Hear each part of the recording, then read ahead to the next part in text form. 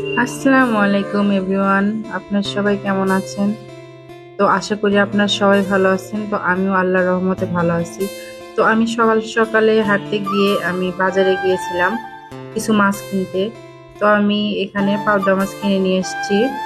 আর মাছগুলো খুবই টাটকা ছিল, নড়তে ছিল। আর এটা দিয়ে আমি এখন চচ্চড়ি বানাবো। তো আমি সব কিছু মশলা দিয়ে মেখে কিছু পানি দিয়ে এখন ঢাকনা দিয়ে ঢেকে দেব। আর আপনাদের আমি কিছু কথা বলবো, সেটা হচ্ছে নিজেকে সুখী রাখার 7টি উপায়। 1. মায়া ত্যাগ করুন। 2. অতিরিক্ত আশা ছেড়ে দিন। 3. টাকা ইনকাম করতে শিখুন।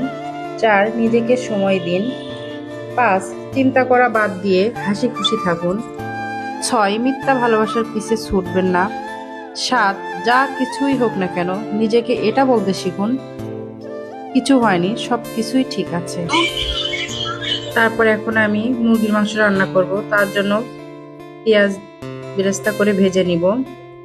আর পেঁয়াজ ভাজতে দিয়ে আমি এই পাশে মুরগির মাংসটা ভালো করে মাখিয়ে নিব মশলা দিয়ে।